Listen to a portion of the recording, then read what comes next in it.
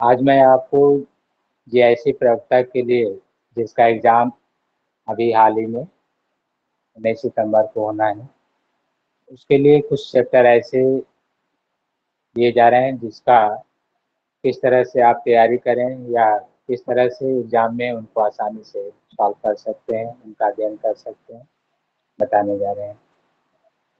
जैसे मान लीजिए आप मैक्सवेल का थर्मल रिलेशनशिप रीड करने जा रहे हैं, तो मैक्सवेल थर्मल रिलेशनशिप में कॉम्बिनेशन ऑफ चैप्टर्स हैं। जैसे थर्मल रिलेशनशिप के साथ साथ मैक्सवेल डिफरेंशियल और इंटीग्रल रिलेशनशिप भी बताया जाता है। तो ऐसे कई ऐसे चैप्टर हैं जिनमें एक से अधिक आप चैप्टरों को कंबाइन करके एक साथ पढ़ते हैं तो उनका बेनिफिट होता है। जैसे अभी हमने नाम दिया मैक्सवेल थर्मल रिलेशनशिप।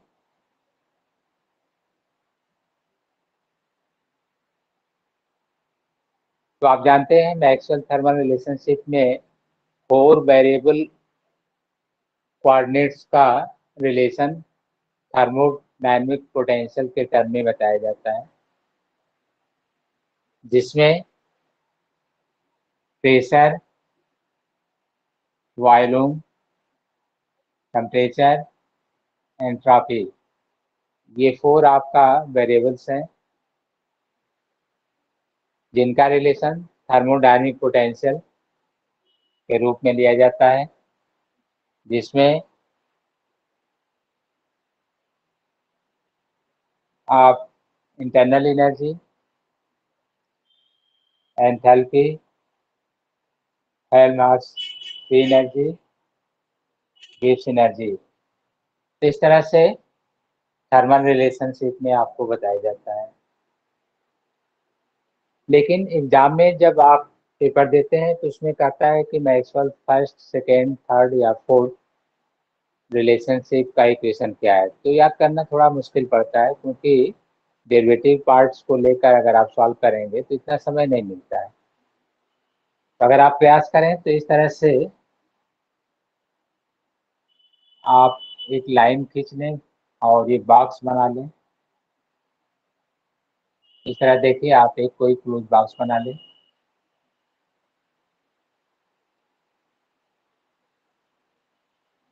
इसके बाद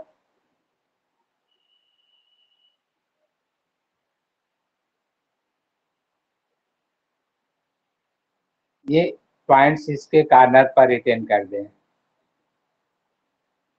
जैसा कि हमने लिखा है TVSP। मैक्सवेल थर्मल रिलेशनशिप को जानने के लिए आप इस तरह से एक कोई बॉक्स ड्रा कर लें और इनके वर्टेक्स पॉइंट पर जैसे टेम्परेचर, वॉल्यूम, एंट्रोपी और प्रेशर को इंडिकेट कर लें। फिर इनमें से जैसे आप एरो इधर से मान लेते हैं, एक एरो आप इधर दें और एक एरो इधर से ले लीजिए ऐसे, तो ये रिवर्सिबल शो कर रहा है। आप जैसे फर्स्ट एरो इसको मान लें फर्स्ट और फोर्थ एरो इसको मान लें, तो थर्मल रिलेशनशिप फर्स्ट और फोर्थ के लिए आप टी से भी की ओर स्टार्ट करेंगे तो फर्स्ट रिलेशनशिप, बी से टी की ओर फोर्थ रिलेशनशिप, और यहाँ पर एरो इधर भी ये इंडिकेट करेगा ऐसे ही, ऐसे ड्रा कर सकते हैं। ये फर्स्ट और फोर्थ, ये रिलेशनशिप जो शो किया जा रहा है इधर नेगेटिव या ये भी नेगेटिव होगा। इसी तरह से आप इधर से अगर कोई लाइन खींचे जैसे थर्ड के लिए, एक एरो इधर डाउनवर्ड ले लीजिए थर्ड के लिए और एक एरो इधर अपवर्ड दिखा दीजिए सेकंड के लिए। तो इधर से लेंगे थर्ड और इधर से लेंगे सेकंड, अर्थात थर्ड का जो रिवर्स होगा सेकंड, फर्स्ट का रिवर्स जो होगा वो फोर्थ को शो करेगा। इस तरह से यहाँ पर भी एरो ये ड्रा कर दिया जाता है ऐसे।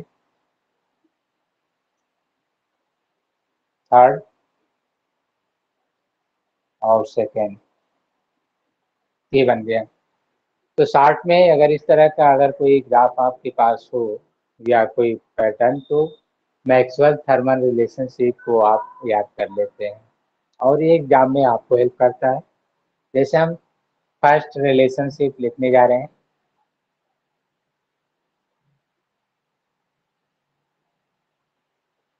फर्स्ट रिलेशन, तो इसमें क्या बताया जाएगा, यहाँ से देखिए स्टार्ट करेंगे।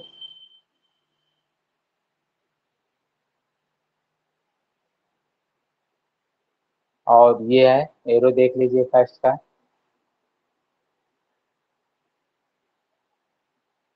डिफरेंशियल पार्ट लिया जा रहा है। और इस तरह से हमने कहा कि इक्वलिटीज में ये नेगेटिव साइन,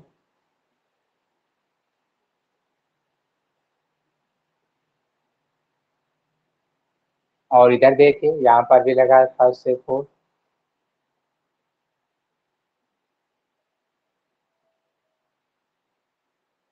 और ये आपने ड्रा कर लिया। अब इनके जो कांस्टेंट, क्योंकि आपने रिलेशन जो लिया है यहाँ पर फोर वेरिएबल्स, तो इनमें किसको कांस्टेंट रखा गया है। जैसे यहाँ से देखिए, change in temperature with respect to change in volume at constant, जहाँ से स्टार्ट किए उसका डायगोनल ले लीजिएगा, ऐसे डायगोनल ले लीजिएगा कांस्टेंट एंट्रोपी। अब आप यहाँ से देखिए, change in pressure by change in entropy differential form, तो आप यहाँ से स्टार्ट किए हैं तो इसका डायगोनल यहाँ पर ले लीजिए। और यहाँ से जो पार्ट है आप समझ लीजिए, जैसे ये वॉल्यूम पर है तो ये एंट्रोपी कांस्टेंट, एंट्रोपी का है तो वॉल्यूम कांस्टेंट, ऐसे भी देख सकते हैं। तो फर्स्ट रिलेशनशिप आपको यहाँ से प्राप्त हो गया। अब सेकेंड रिलेशनशिप, तो सेकेंड देखिए एरो ये दिए हैं, ऐसे आप दिखा रहे हैं ऐसे। तो इसको अगर आप सॉल्व करना चाहते हैं तो ठीक वैसे ही जैसे आप यहाँ से स्टार्ट कर रहे हैं, देख सकते हैं ऐसे।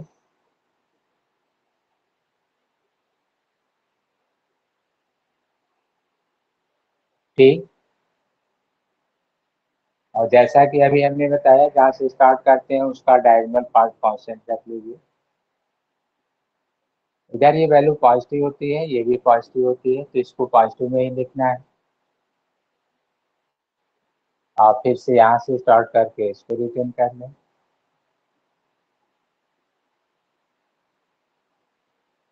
और यहाँ से स्टार्ट किए हैं तो इसका डायगोनल p कांस्टेंट कर लें। या यहाँ से देखिए, इसमें b कांस्टेंट था और इस पार्ट में p कांस्टेंट हो जाएगा। तो आपने फर्स्ट और सेकेंड रिटर्न कर लिया। थर्ड भी देख सकते हैं इसी तरह से, थर्ड रिलेशनशिप, तो आपको एरो दिया गया है, ये देखिए डाउनवर्ड, डाउनवर्ड दिया गया है। लेफ्ट से राइट स्टार्ट कर सकते हैं, लेफ्ट टू राइट ऐसे, जैसे यहाँ भी left to right, left to right, ये डाउन और ये अप, ऐसे दिखाया गया है।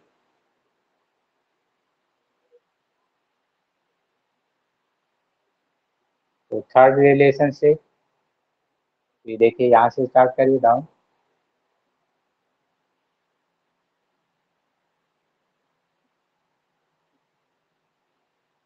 डाउन आप इस तरह से लेंगे।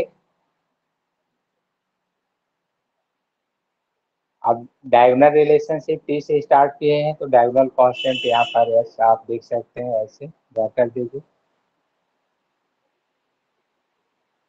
डाउन, तो यहाँ से भी डाउन लीजिए,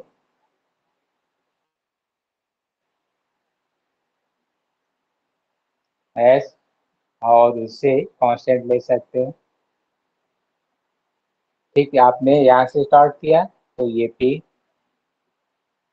और साइन इसका पॉजिटिव। तो इस तरह से इसकी ग्राफ की सहायता से आप इक्वेशन लिख सकते हैं। तो एग्जाम में अगर आपको ये याद हो तो फोर्थ में से पूछता है कि कौन सा सेकेंड, कौन थर्ड, या कौन सा रिलेशन सही है मैक्सवेल थर्मल रिलेशनशिप, तो आपको ये हेल्प मिल जाता है। इधर हम फोर्थ लिख दे रहे हैं, फोर्थ इक्वेशन। तो आप देख सकते हैं फोर्थ इक्वेशन के लिए क्या कहा जा रहा है, आप इसका रिवर्स ले लीजिए ऐसे, यहाँ से स्टार्टिंग है,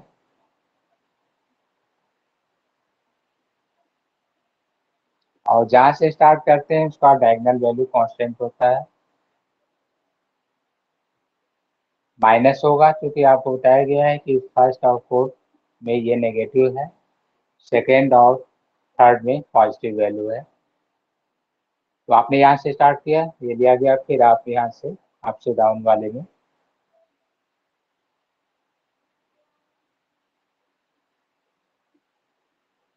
यहाँ से आपने स्टार्ट किया, डायगोनल टी कांस्टेंट होगा, ये शो किया जा रहा है। तो ऐसे रिलेशनशिप आप दिखा सकते हैं, और इनका फर्स्ट सेकेंड थर्ड और जो फोर्थ लिखा गया है पार्ट आपको अगर याद हो, या इसको आप तैयार करते हैं तो आसानी से ये याद हो जाता है। पहले आपको पी बी एस पी या कोई क्रम आप जो जानते हो लिखने का, T P S B return कर लें। फर्स्ट फोर्थ का रिलेशन इस पर है, पहले इक्वेशन आप से स्टार्ट करिए फिर डाउन, और इसमें सेकंड के लिए आप ले लीजिए, थर्ड के लिए डाउन, और उनका रिवर्स करके जैसा ये लिखा हुआ है, देखिए फर्स्ट का रिवर्स फोर्थ, सेकेंड का रिवर्स थर्ड। जहाँ से स्टार्ट करते हैं कांस्टेंट के लिए उसका डायगोनल वैल्यू लेना होता है, जैसे फर्स्ट वाले में ये स्टार्ट किए हैं तो डायगोनल कांस्टेंट ये है। सेकेंड वाले में देखिए यहाँ से स्टार्ट किए हैं तो इसका डायगोनल कांस्टेंट भी है। तो ये एक प्रोसेस था जो आपको हमने दिया है, और आप इसे तैयार करके किसी एक इक्वेशन का आंसर आसानी से दे सकते हैं। तो वैसे ही जब आप थर्मल रिलेशनशिप रीड कर रहे होंगे तो इसका इलेक्ट्रोमैग्नेटिज्म में thermal relationship for Maxwell equation written also in electromagnetic in terms of differential and integral form for electric and magnetic field। तो इन्हीं का रिलेशनशिप आप इलेक्ट्रोमैग्नेटिक डिफरेंशियल और इंटीग्रल इक्वेशन में भी पढ़ते हैं। तो हम कॉम्बिनेशन की बात कर रहे थे कि कुछ ऐसे टॉपिक हैं जिनको आप लेकर रीड करें तो उसमें आपको हेल्प मिलता है कि कितने चैप्टरों में उनका अलग अलग और किस तरह से अध्ययन किया गया है। जैसे अभी आपको हम एक में बता रहे थे, आप कह रहे हैं कि इलेक्ट्रोमैग्नेटिक में उसको रीड करिए और देखिए किस तरह से उनकी वैल्यूएशन की गई है। तो Maxwell relationship in differential and integral form, तो यहाँ पर जो है मैक्सवेल फोर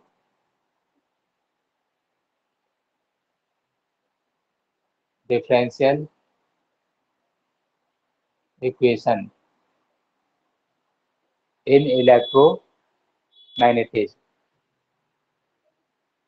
तो इसमें आपको डाइवर्जेंट और कर्ल के रूप में ये रिलेशनशिप बताए गए हैं, डिफरेंशियल फॉर्म में भी बताया गया है, इंटीग्रल फॉर्म में भी बताया गया है। तो हम आपको जैसे कर्ल और डाइवर्जेंट के रूप में रिटर्न करके दे रहे हैं। जैसे आप पढ़ते हैं divergent of displacement vector volume charge density, इसको आप गॉसेस थ्योरम से प्राप्त कर लेते हैं। गॉसेस थ्योरम इन इलेक्ट्रोस्टैटिक्स, जैसे ये कोई गॉसियन सरफेस है और आपने ये चार्ज लिया है, तो लिखते हैं electric flux bounded with Gaussian surface, तो net charge upon epsilon naught permittivity of air or vacuum, इस तरह से आप शो करते हैं। इसको जब आप ब्रेक करें जैसे 1 अपॉन एप्सिलॉन, तो ये आप वॉल्यूम चार्ज डेंसिटी के रूप में भी रिटर्न कर लेते हैं चार्ज को। तो चार्ज को हटाकर आप ऐसे भी लिख लेते हैं, क्योंकि ये रीड कराया जाता है rho equal to D Q by D V और जब आप इसको ब्रेक करते हैं D Q rho into D V, तो ये आपका वॉल्यूम इंटीग्रल है, वॉल्यूम इंटीग्रल। तो चार्ज अगर रिप्लेस हुआ है तो रो डी वी ये रिटेन कर लिया गया। इलेक्ट्रिक फ्लक्स सरफेस इंटीग्रल आप रिटेन करते हैं सरफेस इंटीग्रल में, तो आप लिखते हैं ई डी एस या ई डी ए सरफेस, और इधर हमने रिटेन किया है rho upon epsilon naught volume integral D V. तो आप यहाँ पर जो है कल थ्योरम अप्लाई कर लेते हैं और सरफेस को वॉल्यूम इंटीग्रल में कन्वर्ट कर लेते हैं। इस तरह से अगर आप इसको वॉल्यूम इंटीग्रल में कन्वर्ट करें तो आप रिटेन करते हैं कर्ल ऑफ ई, इसको ऐसे रिटेन करते हैं, और D V rho upon epsilon naught into D V. जब आप इसे रिटेन करते हैं तो कोई आपको मान प्राप्त हो जाता है। दोनों तरफ से हम इसको हटा दें तो आपको मिल गया। यहाँ पर ध्यान रखिए सरफेस को इसके टर्म में लिया जा रहा है, और इससे पहले यह नॉट होगा, और इससे पहले यहाँ देखिए जैसे ई डी एल या बी डी एल, इस तरह से लाइन इंटीग्रल को सरफेस में लाना हो तो ये बी डी एस, और सरफेस को वॉल्यूम में तो यहाँ पर ध्यान रखिए डॉट होगा। ये दोनों में अंतर है, लाइन को सरफेस में कर्ल में है, और यहाँ पर जो है सरफेस को वॉल्यूम में तो ये डाइवर्जेंट है। तो ये मान रख कर आप इसको प्राप्त कर लेते हैं, और दोनों तरफ वॉल्यूम को हटा दें तो आपको मिला divergent of E equal to rho upon epsilon naught, ये आपको प्राप्त हो गया। या आप इसको मल्टीप्लाई करके ऐसे रिटेन कर लेते हैं, और ये लिखा है ये डी। तो यहाँ प्रूफ से मतलब नहीं है, एग्जाम में आप प्रूफ तैयार नहीं कर रहे हैं क्योंकि अभी प्री का पेपर है। हाँ, हमने एक पार्ट बताया कि आप मैक्सवेल जो डाइवर्जेंट पार्ट लिखते हैं इन इलेक्ट्रोस्टैटिक, वो गॉसेस का एप्लीकेशन है, वहाँ से ये प्राप्त होता है, ये रिटर्न किया गया है। अर्थात इसका मान इसके टर्म में भी दे सकता है। तो ये देखिए गॉसेस एप्लीकेशन, और मैक्सवेल ये डिस्प्लेसमेंट वेक्टर के टर्म में रिटर्न किया गया है। लेकिन कभी कभी प्रॉब्लम जब आपसे पूछता है इन फ्री स्पेस, यही प्रॉब्लम इन फ्री स्पेस, तो ये वैल्यू चेंज हो जाती है। फ्री स्पेस में आप रो को जीरो कर देते हैं तो divergent of displacement vector equal to zero, ये जीरो हो जाता है। तो इस तरह से आपको ये फर्स्ट इक्वेशन प्राप्त हो जाता है। सेकेंड, आप इसी में डाइवर्जेंट ऑफ बी लेते हैं। बी को आप सोलेनोइडल फील्ड की तरह कहते हैं। सोलेनोइडल फील्ड का सेंस यहाँ पर जो है मैग्नेटिक फील्ड लाइंस का आउट होना और इन होना है। जैसे आप देखिए नॉर्थ पोलैरिटी है, साउथ है, तो यहाँ से मैग्नेटिक फील्ड आउट हो रहा है ऐसे, और यहाँ से इन हो रहा है, तो आप ये ले सकते हैं, दिखाया गया है। तो जब डाइवर्जेंट आप सोलेनोइडल फील्ड लेते हैं तो ये मान जीरो आ जाता है। तो Maxwell four thermal differential equation या डाइवर्जेंट और कर्ल इक्वेशन में टू आपने देखा डाइवर्जेंट पर है, टू पार्ट कर्ल पर दिए गए हैं। तो इनको आप अगर तैयार करें तो हो सकता है इन पर कोई एक प्रॉब्लम या कोई डायरेक्ट एक एप्लीकेशन आपको मिल जाता है। प्रॉब्लम क्या है इसमें, तो न्यूमेरिकल नहीं देता है, बशर्ते कि जो इक्वेशन है डायरेक्ट आपको बताना होता है। तो आपने फर्स्ट सेकेंड देखा, थर्ड आप लेंगे कर्ल पर, डाइवर्जेंट के बाद कर्ल पर डिस्कशन होता है। जैसे कि curl of E curl of भी। तो ये Faraday law of electromagnetic induction को लेते हुए आप जब प्रूव कर लेते हैं तो ये magnetic field variation with respect to time, तो कर्ल ऑफ भी ये इक्वेशन प्रूफ होता है जिसमें Faraday law of electromagnetic induction. इसी तरह से आप कर्ल ऑफ भी रीड कर लेते हैं तो अलग अलग इक्वेशन देता है। कभी आपको ऐसे दिया जाता है mu times of J plus M, तो ये मैग्नेटिक वेरिएशन के कारण है, या आप इसको अलग से करंट रियल कर सकते हैं और इसमें डिस्प्लेसमेंट करंट का फंक्शन होता है। अगर आप इसको ऐसे रिटर्न करना चाहें, जैसे डिस्प्लेसमेंट का जे आप पढ़े होंगे आई इंटू ए, और फिर इसका आई को डिस्प्लेसमेंट करंट का फंक्शन लेकर ब्रेक करके सॉल्व कर सकते हैं। यहाँ पर भी फ्री स्पेस की बात होती है तो आप इसको जीरो कर लेते हैं और तब फिर आप केवल डिस्प्लेसमेंट वेक्टर के फंक्शन में इसको रीड कर लेते हैं और उसका कोई मान दिया होता है तो आप ब्रेक करके भी रिटेन कर लेते हैं, जैसा कि displacement vector epsilon naught into E, तो ऐसा भी होता है। और ये चीज हमने लिया है फ्री स्पेस, फ्री स्पेस इसमें जे को हमने फ्री स्पेस के लिए जीरो कर दिया। तो आपको मैक्सवेल के जो रिलेशनशिप है उनको देखना चाहिए, या इन चैप्टरों से प्रॉब्लम बनते हैं और कॉम्बिनेशन का है तो बेनिफिट भी आपको मिलता है और इनको आप सॉल्व कर लेते हैं। खासतौर पर अगर आप थर्मल रिलेशन की बात करें तो इन पर और भी टॉपिक है जो आपको जानना चाहिए, जिनमें हम पी, बी, सी और एस का रिलेशन यू, एच, एफ और जी के टर्म में बताते हैं। तो thermodynamics potential relation with variable coordinates या थर्मल कोऑर्डिनेट्स, तो उनको भी आप अलग अलग इक्वेशन लिखकर वहीं से थर्मोडायनेमिक रिलेशनशिप प्राप्त कर लेते हैं।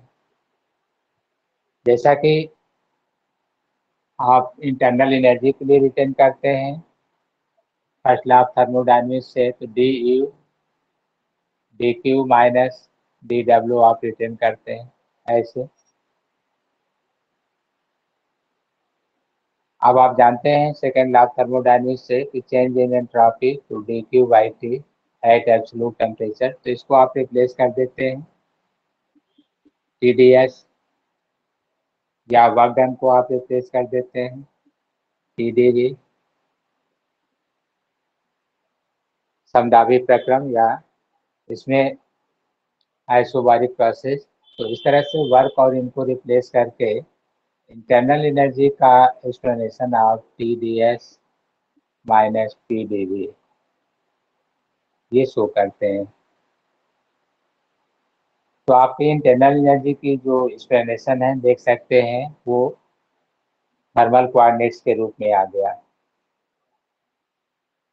अब अलग अलग कंडीशन लेकर इनका रिलेशनशिप आप डिफाइन कर लेते हैं, जैसे कि आप आइसोकोरिक प्रोसेस जिसमें समायतनिक प्रक्रम, तो ये जीरो हो जाएगा। तो आप कह सकते हैं कि समायतनिक प्रक्रम के लिए तो ये फॉर्मूला आपको मिल गया। आप वॉल्यूम को कांस्टेंट कर रहे हैं आइसोकोरिक प्रोसेस, तो ये जीरो हो गया, मान आ गया टी के इक्वल आ गया। इसी तरह से आप एडियाबैटिक प्रोसेस ले लीजिए, रुद्धोष्म प्रक्रम, जिसको आप कह सकते हैं आइसो एंट्रोपी, तो डी एस जीरो हो जाएगा, या अभी ये देखिए रुद्धोष्म में डी पी जीरो होगा तो डी एस भी जीरो हो जाएगा, तब आपका ये मान इस पर प्राप्त हो जाएगा। तो इस तरह से ये रिलेशनशिप आपको याद रहना चाहिए कि कौन सा मान किस पार्ट पर क्या प्राप्त हो रहा है। जैसा अभी हमने कहा एंट्रोपी कांस्टेंट कर दीजिए तो ये P के बराबर आ गया। तो यही सब व्याख्या है, आगे आप इनको थर्मल या मैक्सवेल थर्मल रिलेशनशिप में लेकर फिर सॉल्व कर लेते हैं और कोई आंसर आपको प्राप्त हो जाता है। जैसे हमने ये एक्सप्लेनेशन दिया इंटरनल एनर्जी का, और इंटरनल एनर्जी को एस और वी पर हम उसको डिफ्रेंशिएट कर रहे हैं, एस और वी पर, ऐसे आपने देखा एस और वी पर। तो इसी तरह से बहुत सारे इक्वेशन आप चेक कर लेते हैं और उनसे थर्मल रिलेशन पर जो प्रॉब्लम आता है सॉल्व कर लेते हैं। इंटरनल एनर्जी के अलावा आप एंथैल्पी के लिए भी जब सॉल्व करते हैं तो H equal to P U plus P B, ये एंथैल्पी के लिए, पूर्ण ऊष्मा के लिए यू इंटरनल एनर्जी है। या आप इसका कोई डिफरेंशियल पार्ट लेते हैं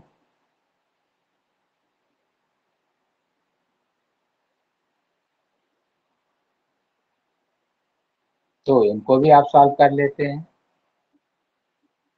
P D B B D P. इन पर अभी आपने देखा यहाँ पर जो है ये रिटर्न किया गया है, इनका function first law of thermodynamics से D U D Q minus D W या P D S minus P D V, ये था। तो आप इनको ब्रेक करके और जो पार्ट आते हैं उनको सॉल्व करके आगे बढ़ते हैं। तो इस तरह से यहाँ भी आपको एक थर्मल रिलेशनशिप प्राप्त हो जाता है।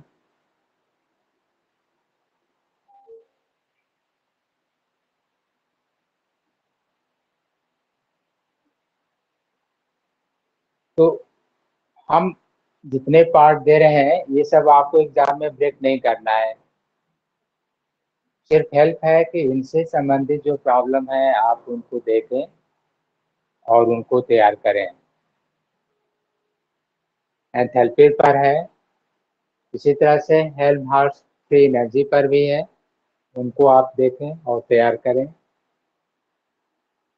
जैसा यहाँ पर आप रिटर्न करते हैं एफ के लिए या गैस फ्री एनर्जी के लिए, जैसे एच माइनस टी एस या यू माइनस टी एस, तो इसी तरह से इनका डिफरेंशियल फॉर्म लिखकर और आप इन पर अलग अलग डिपेंडेंट और इंडिपेंडेंट पोटेंशियल का और थर्मल कोऑर्डिनेट्स का रिलेशन ज्ञात कर लेते हैं, जैसा कि हमने एक आपको एक्सप्लेनेशन यू का दिया था एस और वी पर। तो ये थर्मल रिलेशनशिप पर प्रॉब्लम जो आ रहे थे वो कॉम्बिनेशन आपसे पूछे जा सकते हैं। इसी तरह से क्लॉसियस-कैपेलाइन थ्योरम में भी है और उन पर न्यूमेरिकल भी आता है, जिसमें change in pressure effect of boiling point by change in pressure, effect of boiling point by change in pressure. तो इस तरह से जो मान है उनका आप अध्ययन करते हैं और इनकी कोई वैल्यू आती है उस पर आप सॉल्व करके कोई रिजल्ट प्राप्त कर लेते हैं। ये ध्यान देना होगा कि इन पर न्यूमेरिकल भी होता है, लेटेंट हीट की absolute temperature change in value, और इनका जो ग्राफिकल रिप्रेजेंटेशन होता है वो आपको ध्यान देना होगा और सॉल्व करना चाहिए। तो खास तौर पर इसी तरह से आप अगर हीट देखें तो आपको रियल गैस जिनमें आइडियल और रियल गैस दोनों को अगर देखा जाए तो रियल गैस पर भी जो है van der Waals real gas में टेम्परेचर ऑफ इन्वर्जन, बायल temperature, critical temperature, critical pressure, critical volume, इनसे भी संबंधित प्रॉब्लम आपको दिए जाते हैं और बहुत इजी रहता है। लेकिन रैंडम आप उनको याद नहीं किए हैं एग्जाम के समय में तो आप सॉल्व नहीं कर पाते हैं। तो इस तरह का आपने देखा होगा पेपरों में कि आरटीसी या टीसी बीसी इनका अनुपात क्या है आपसे पूछ लिया जाता है। या आपसे कि वायर टेम्परेचर का रिलेशन जो है वांडर वाल गैसी कांस्टेंट के रूप में क्या आता है, टेम्परेचर ऑफ इन्वर्जन का रिलेशन इनके टर्म में क्या आता है, या इनका आपस में क्या रिलेशन होता है। तो इनको आप तैयार करेंगे और इनसे डायरेक्ट जो आपको प्रॉब्लम मिलता है, जैसे इसमें 1/3 या जो भी आता हो, आप इनको सॉल्व करके प्राप्त कर लें। इसमें 2 टाइम्स का रिलेशनशिप होता है, जैसे A/R भी। तो इनको सेपरेट भी पूछता है तो आपको तैयार रखना चाहिए। कभी कभी सेपरेट की भी चर्चा होती है, तो आपको सेपरेट भी तैयार करना चाहिए। इनके सेपरेट मान क्या है और कितना दिया गया होता है। जैसे जब सेपरेट मालूम है तो इनके रेशियो भी अलग अलग आप रख कर ज्ञात कर सकते हैं।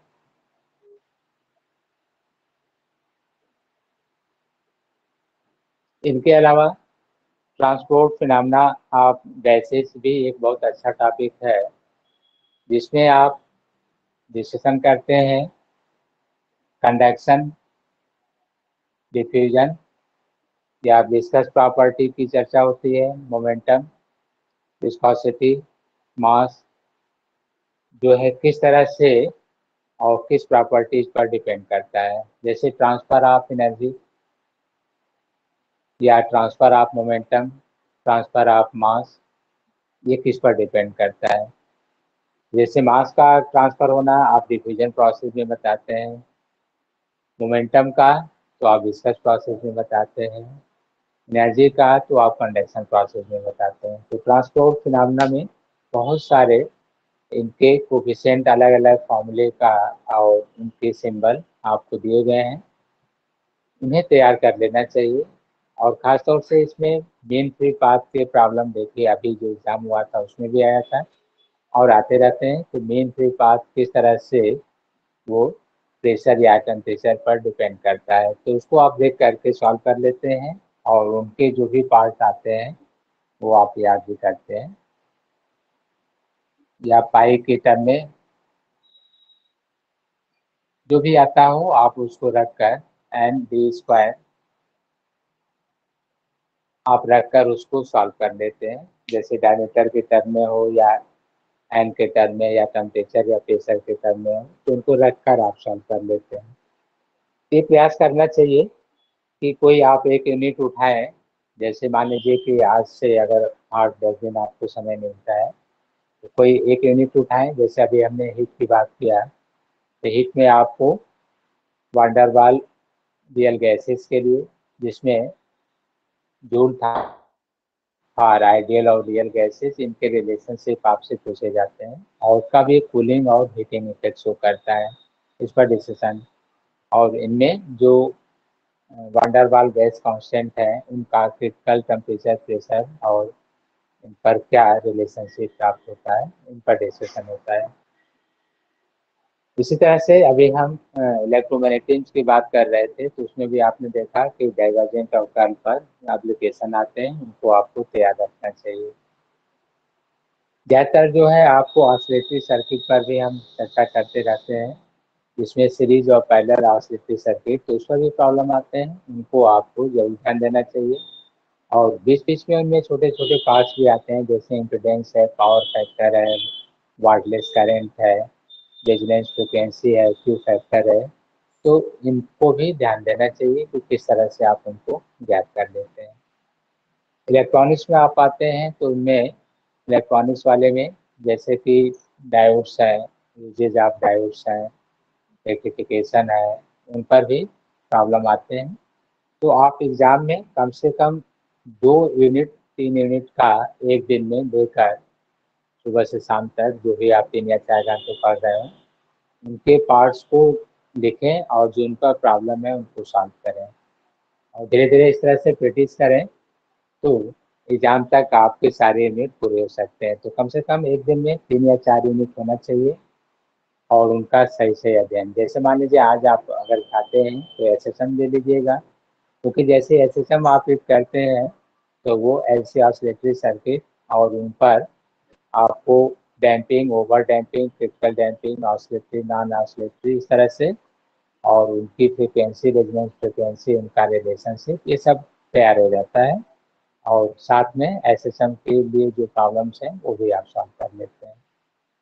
और अभी हमने बताया जैसे मैक्सवेल का डिफरेंशियल फॉर्म या डाइवर्जेंट अवकल थ्योरम का, और इसी तरह से थर्मल के साथ उनको आप लेकर कोरिलेट करिए, पढ़िए, तो वो भी सॉल्व हो जाता है। इतना प्रयास करते हैं तो आपका 2-3 यूनिट एक साथ एक दिन में हो जाता है। फिर अगले के लिए कोई और अगला यूनिट उठाइए और उसको पूरा करिए। तो हम किसी लेक्चर में, अगले वीडियो में हम कोई अगला यूनिट लेकर इसी तरह से एक्सप्लेनेशन देंगे। आज के लिए इतना ही, तब तक आप इसको पूरा करें।